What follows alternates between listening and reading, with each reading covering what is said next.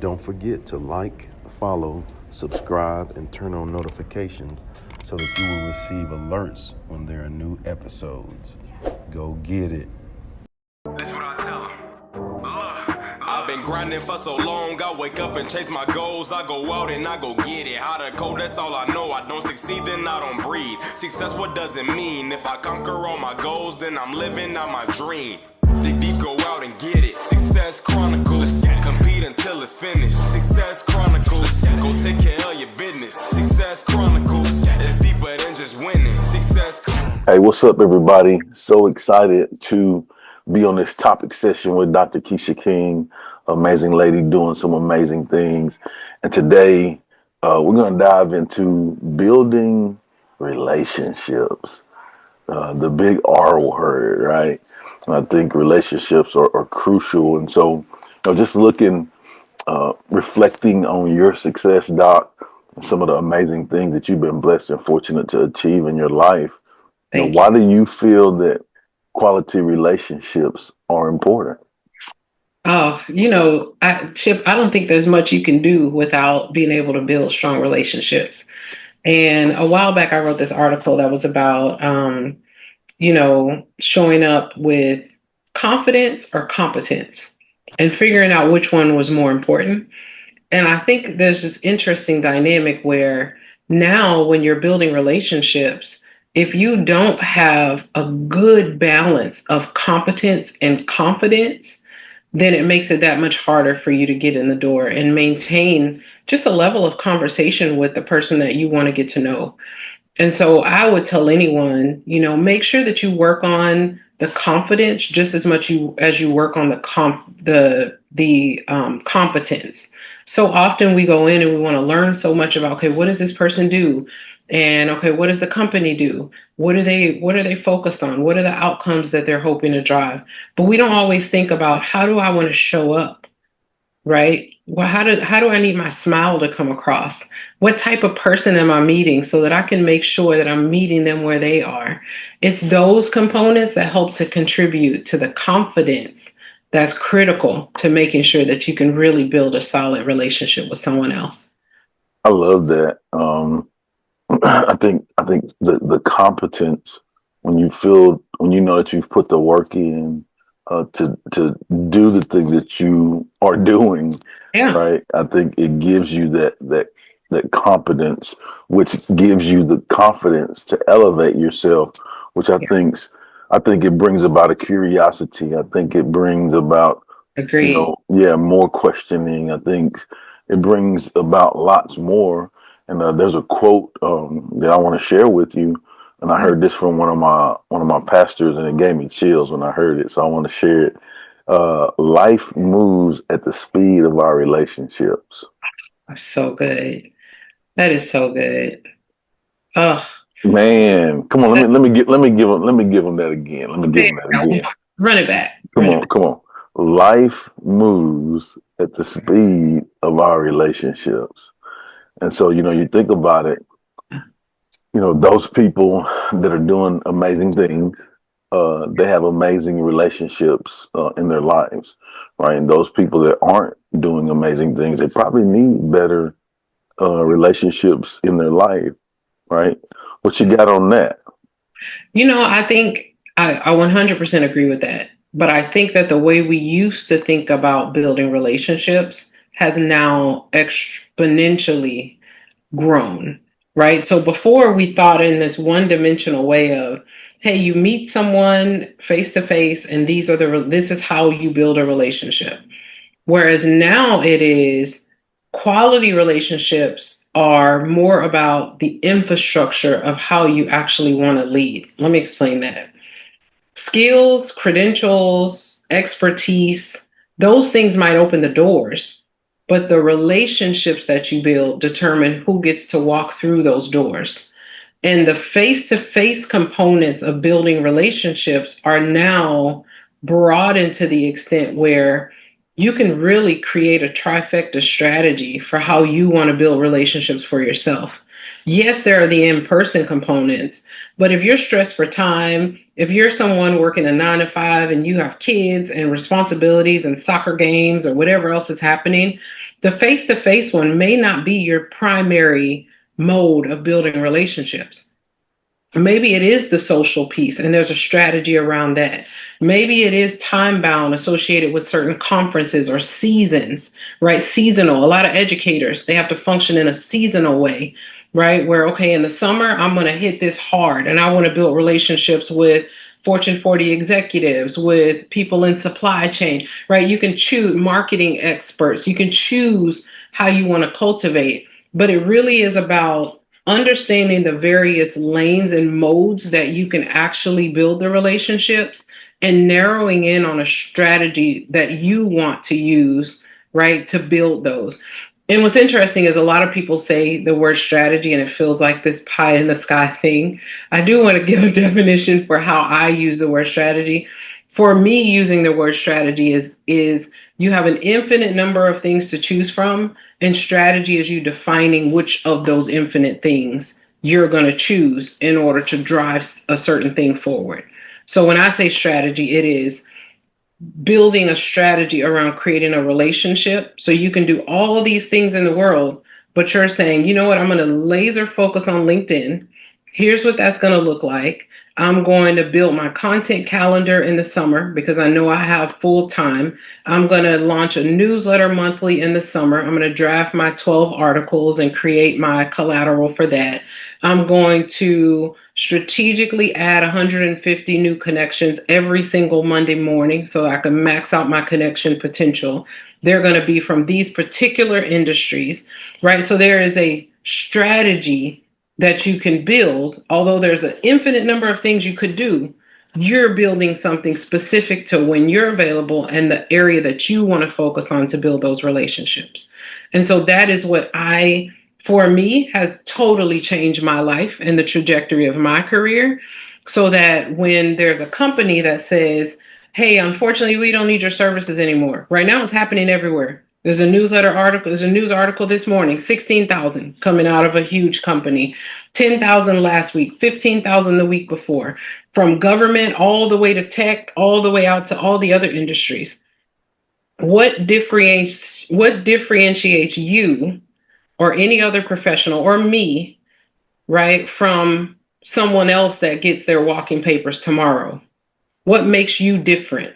The thing that makes you different is the strategy by which you implement to build relationships so that those relationships carry you into the next best thing every single time.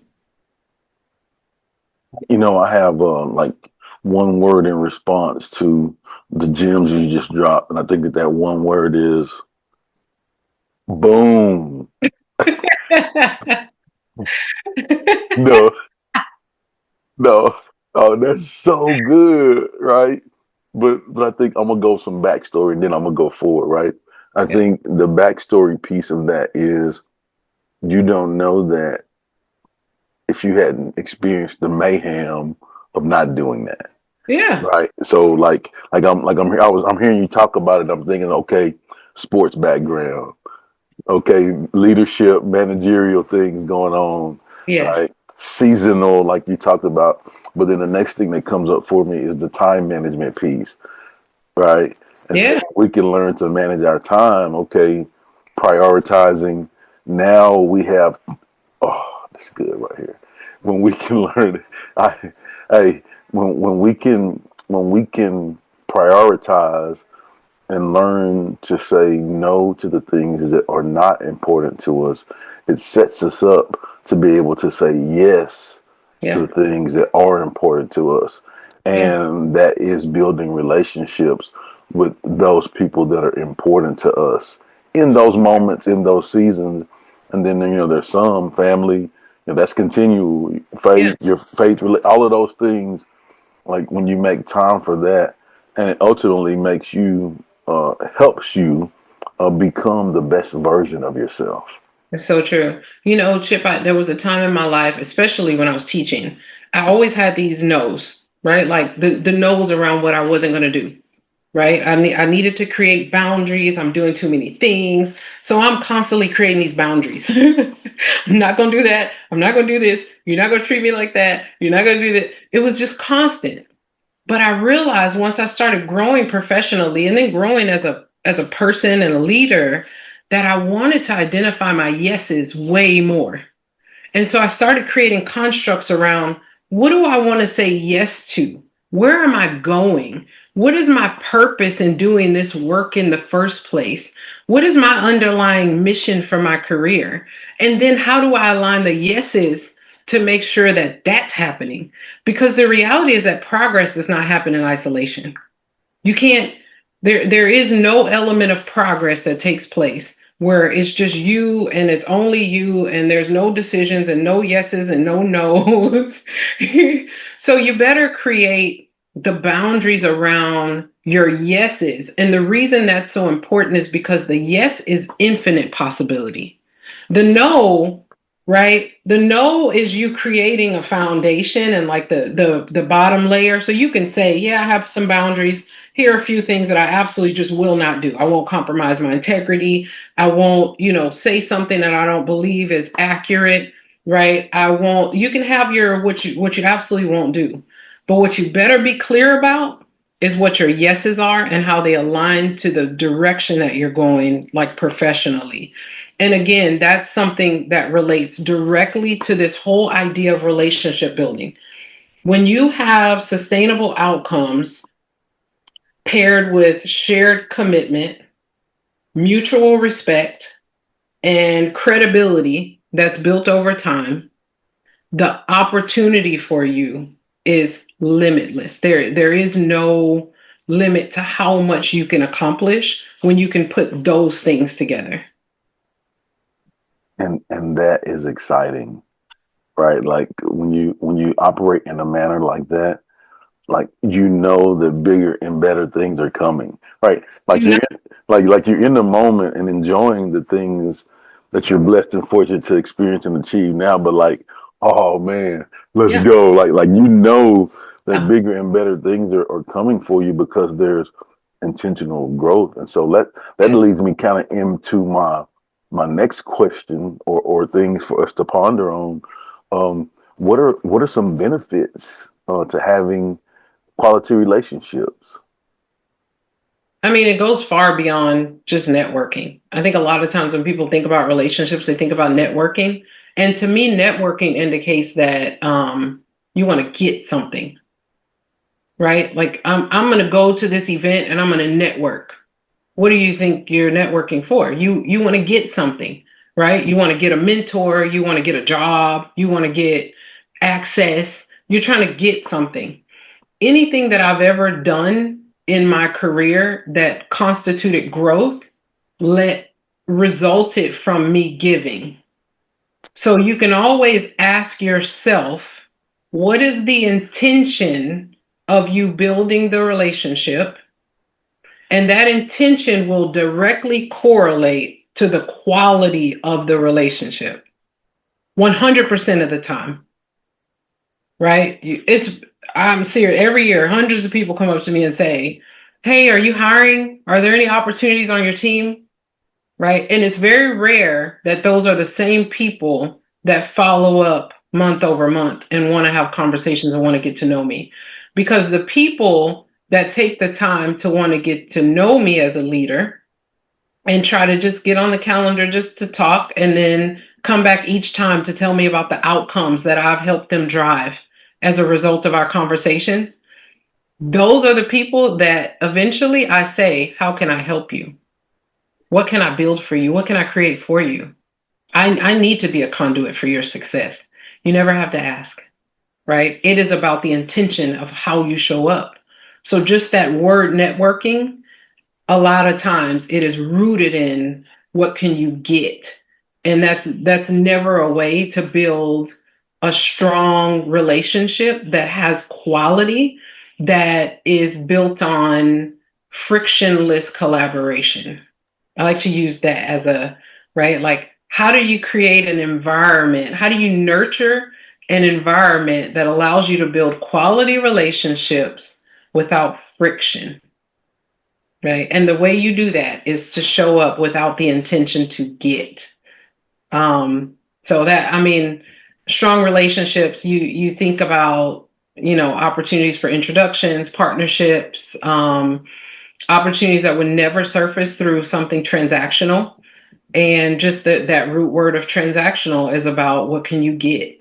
And so again, for me, Chip, it is genuinely rooted in how can I show up and give to the extent, or what do I need to give, or what do I need to wrap my yeses around that allow me to give in such a way that my network and my relationships naturally grow. Oh man, that's so much. I think Yeah. just hearing you talk about the transactional piece, right? We definitely want to go from transactional to transformational, right? So transactional being like what can I get from the experience, whereas transformational is what can I give to the experience, what value can I add, and just I agree with that, like you said, that goes back to the intentions, and like I love me some good, pure-hearted people, Yeah. like like Yeah. like like with good intentions, like Yeah. no ill will, not trying to get over, but just good-hearted people. Man, that gave me chills Isn't it just great? saying that. Like just No, that's what I feel like you are. When I oh think yeah, about you, you yeah, spent years in yeah. education and in leadership development. Mhm. You've done it on both sides of the house. You are an accomplished author. You are a coach. You are a Yeah. national speaker. You have done so many things. Looking back over the stuff that you've done, what relationships mostly have shaped you, or have given you direction? Like how what does that look like for you? That's a great question. And I think I'm so intentional and so adamant about giving, Yeah. right? I think first off, because I know what it feels like to receive. Ah, that's good. You know, Yeah. like, like growing up, we didn't have, or there was some tough situations, or Yeah. even when I didn't believe in myself, there were teachers and coaches that believed in me. And like, no, no, no, you can do that, right? There's people in my life that I've had in my career that that saw something in me that I didn't see in myself, and said, "Hey, we're going to give you this opportunity um, to be an offensive line coach at this really big school, and you ain't never coached O line, right?" I'm Love that. like, you sure you want me to be doing that, Yeah. right? Yeah. But put me in the situations to help me grow and not let me fail. Yeah. All right, like look out for me, put me around people where I can have continuous growth and learning. That's key. What Yep. you said, right? Because we've gone through a season where a lot of people have been put in positions that are amazing opportunities, Yeah. but there's no nurturing behind that to make sure that they're successful. Yep. I think what you just said is so paramount to so many people that want the doors to be open, but they don't necessarily know the level of nurturing and support they're going to need once the door gets opened, right? So Yeah. I mean, love that. and it's just like just hearing you say that too. It's just like we all are driven, and we want to achieve great things, but there's a process to the success. You Yeah. can't skip any of the steps along that process of success True. uh, if you want to be great. Now Yeah. you can skip some of those, and then like your weaknesses are exposed because you skipped the step. That take you back a little bit. But like if you just take the proper steps, and I mean, prime example, like as I'm saying this, like man, I get out of college, I play football for years, junior high, high school. I Yeah. played college football. Like, I mean, I feel like I know football, right? My first job, yeah, my first teaching and coaching job, I'm in a junior high, and man, I learned I don't know football, Yeah. right? like I know where I'm supposed to be as a position person, Right. right? Like what I play, but like it's a whole big picture thing, right? Organization, budgets, managing all these kids, communicating, but like it's so many things that I had no clue about that I knew that I would need. And so everything is like that. That's why it's important That's so to build and nurture those relationships. I had people that I could call and say, "Hey, how'd you do this? How do I do?" I had people on the staff, and that's another thing too with the relationship piece. I think the environment that we are in, when we can place ourselves in good soil, yes. man, we grow so fast. And I was placed in some great fertile soil, and I had no clue. It Like, makes but it makes such a big difference. The fertile soil is awesome because it allows you to grow, yeah, but it's also sometimes your biggest hindrance because you get comfortable in it, hmm right? And you stop learning some of the elements of adversity it's good. that come along when the soil is not so fertile. Yeah. Right. And so that's the part that I think that's where our kind of life stories come in and our upbringing comes in. The other morning I was taking my son to school and I was crossing over this railroad track and I don't know why I just had a thought from my childhood. And when I was a child, Chip, I thought that every child knew their parents' social security number. I thought every child knew because I knew my dad's social security number. But I knew it because we had to give the number when we went to the line at the food bank. I had to give them the number. That's the only reason that I knew my dad's social security number. And I thought that was commonplace, right? So yes, you can find the fertile ground, but don't forget the places that taught you how to navigate adversity so that when you find the fertile ground and then it's an opportunity, it's grown you, right? You've done all these things, you're flourishing. How many big flourish plants do you see? Flourish people, compare this to people. Do you see that are in environments in the fertile ground, but they refuse to go get bigger ground so they can continue to grow because they really like being the biggest plant in the fertile ground. Or they're not pruning. That's it. Or they're not pruning. Yeah, Or when so they they can do have prune, growth. they keep growing. You're going to keep growing and growing and growing. Yeah. But what if the ground, yes, it's super fertile, but you're in a little plant, you're in a pot, you're in a little pot. You're in a pot and you need a forest. But you're scared to go to the forest because there's too many trees over there. They might not see me no more. Yeah. Right? But the ground is fertile there too. And then Yeah. all you got to do is just continue to prune and grow and learn and watch the trees around you. And eventually you're going to be just like all of those evergreen trees. Oh, come on. Right. And so Yeah. that's the piece where I think, yes, it's relational. I think that quality relationships are not always organically happening. There are the elements of pruning, right? And thinking about those moments where you have to face some adversity in life to help you, continue to grow. But there is that element that says, right, like, how do I build habits and discipline to make sure that I'm being consistent enough to nurture the fertile ground that I'm in, but also hungry enough to continue to look around me where there's more fertile ground where I can continue to spread out more and more and more and continue to grow and bless other people to grow. That Right? that that's the part too that I was gonna hit on as well. Like I loved the analogy that you gave about the social security number.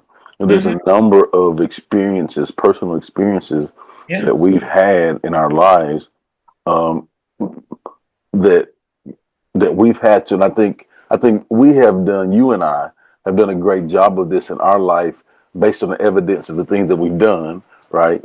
But like we've been able to, okay, yes, be in those environments, yes, have great relationships to help us grow, but then more importantly, reflect on the experiences that we've had where we're from, and then take all of that and put it together and use that to be a blessing to others. Yeah. Yeah. That's good. That's good. Come on, that's right? And all we need to do.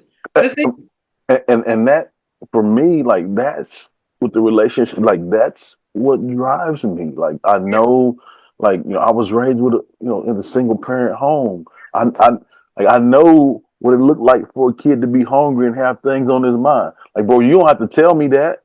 Like, I Yeah. see that. I know. I can tell him, hey, you're gonna be all right. Here's Yeah. what you got to do. And I I know that. because of that adversity, you understand fundamentally the Yeah. difference between consistency and intensity.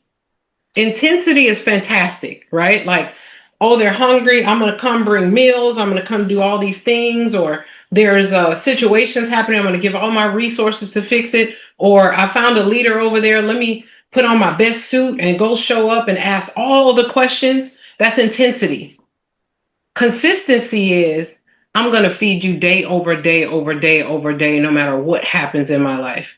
Consistency is I'm going to show up as I am, and I'm going to have a human conversation with you that inspires you to want to continue to talk to me, right? There is a huge difference between intensity and consistency. And I think that is the part that so many people are missing. I see intensity constantly. Everyone's intense. Everybody wants to tell you how hard they worked and how they got this thing done and they're working on this thing. Nobody's questioning if you work hard or not. People are questioning, and they fundamentally want to know if you can be consistent day after day after day. And you're not doing that by showing up intense. And there's a huge disconnection there when it comes to building relationships. And I think it's a major opportunity for so many people to grow. So good. Well, let's hit on this. How do, and this will be the last one we hit on here. How do we establish and maintain those quality relationships that we're speaking of? You want to know tactics, or you want to know like a philosophy? I give you a little bit of both, but I always like for people to walk away to go find something to Google and actually do Yeah, it. let's hit them with both. I mean, let's give it to them, Doc. Let's go. Relationships shouldn't be treated as something that's like episodic, right? Like, it needs to be, again, it's back to that consistency piece. It can't be tied to just when something is needed. It has to be rooted in giving.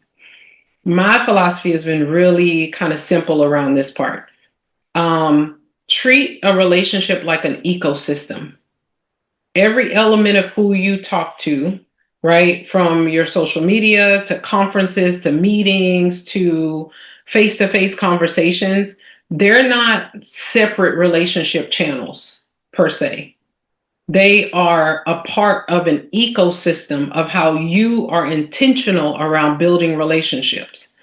So some of the things that I do, for example, when I have a virtual meeting on my calendar, which usually in any given day, I'm running between 15 and 20 virtual meetings. In those virtual meetings, what I do at the very beginning of the day, I go to every single calendar invite and I add every single person on LinkedIn. And I say, I'm so excited to meet with you today. Please consider me an extension of your team. Here's my personal cell phone number. Please call me anytime. That's it. That's it. It's me giving, right? I'm not asking you for anything. I'm not saying, oh, when we get in this meeting, I need you to buy a whole bunch of stuff. No, it's none of that. It's nothing that I need from you. It is me being intentional to create a touch point of a connection. And it also does something else for me. It puts a pin in my memory to know where I met the person.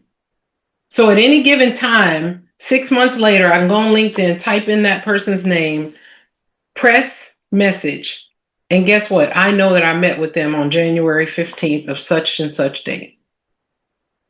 It's that simple. Make it a habit. Make it something that you just naturally do. Every morning you start off, you're not just looking at your calendar to see what you got to talk about.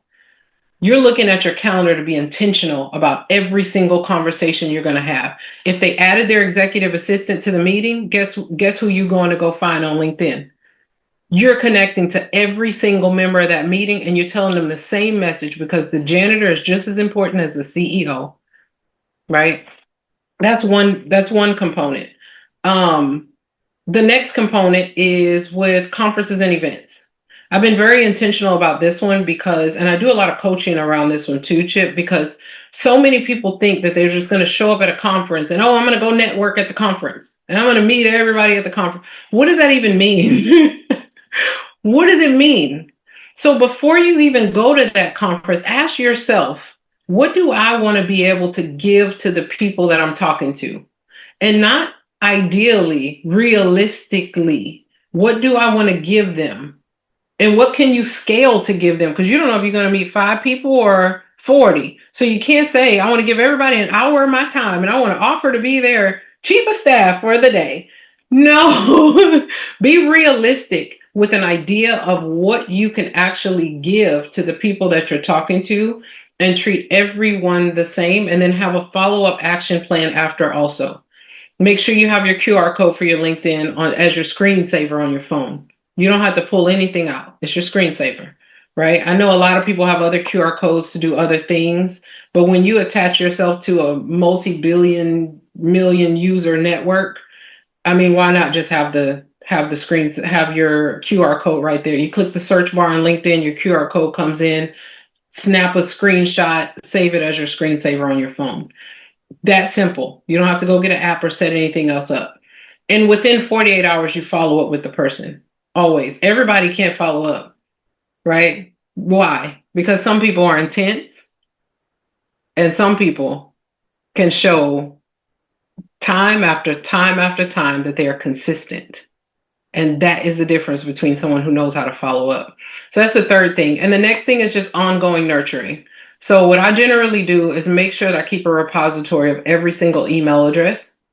And I have a nurture, I run a nurture campaign from my email with those email addresses. Hey, I was thinking about you. It's been a while since we talked. You can do it quarterly. You can do it 4 times a year if you want, right? Twice a year. It's totally up to you how you want to have that set up. But I think it's important. Another thing that I think is important in building relationships, we've been taught, Chip, forever, not to expose too much about our personal lives. So we keep our families close to the cuff. We keep our personal life close to the cuff. We don't share a whole lot. When people get ready to make decisions about your future, it makes a big difference if they can close your eyes and see you and your kids and your dog. You're not getting a Christmas card because somebody loves you so much. You're getting a Christmas card because they want you to see beyond just you, just them, when you're making a decision about their future. Think about that when you want to keep everything private. I'm not telling you to, go tell all your secrets, but open the door just a little bit, just crack the door just a little bit to let people know that if you make a major decision about my career and my future, it's not only going to impact me, it's going to impact everybody on that Christmas card I send you once a year. It is not about vanity. It's about taking a minute to just open the door so people can see that it's not just you. There's more. You got a whole ecosystem of people and supports that you care for, right? And it is okay to share that. I think, do you want me to be quiet now? I don't want to. No, Okay. hey, these are some gems they need right here. Let's give it to them. There's some tools that I use too, that I think are really important for me. Now, you can vary these however you want.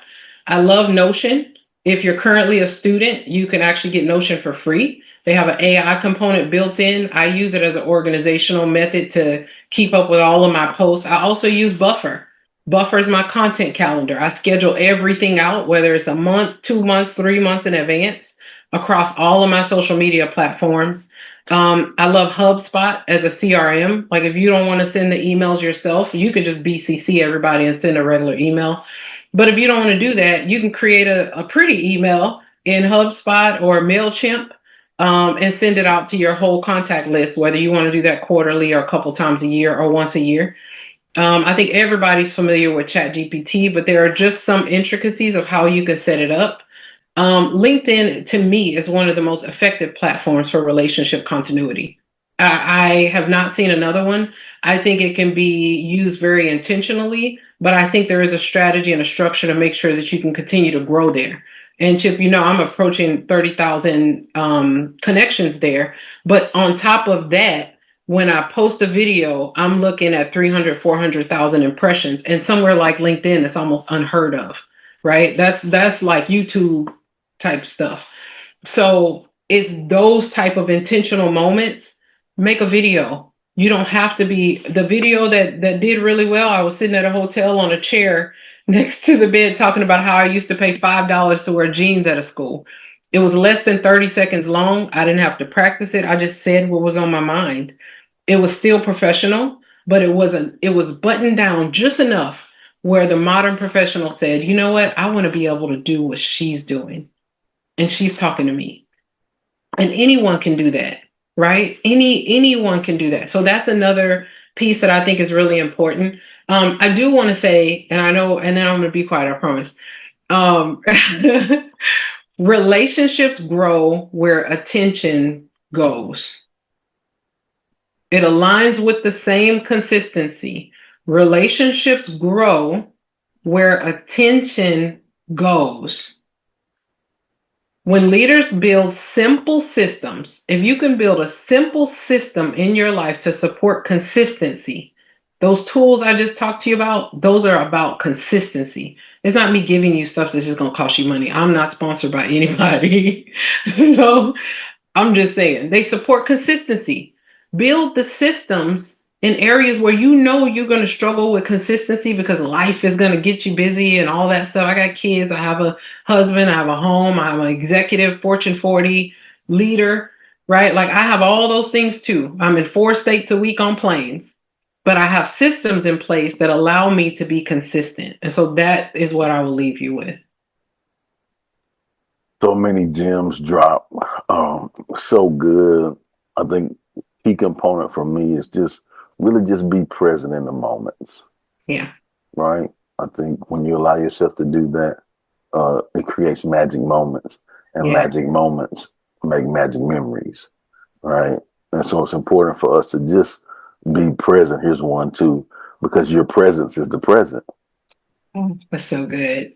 Right. Like it's important to be present in those moments. Yeah. To build and nourish those relationships and give your all and your best to it, because we all win in those cases.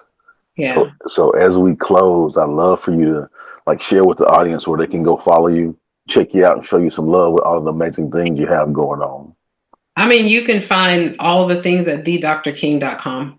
THEDRKING.com. You can find me on LinkedIn through there. You can join the Prevail Collective, my community I just launched. I have, over 200 professionals with way more on the wait list, everything from, Harvard students to the best and brightest out of HBCUs, all the way to SVPs and presidents of universities to, program managers and systems network designers. So it has been just a beautiful group. We just launched last week, so you're not too late to join the party.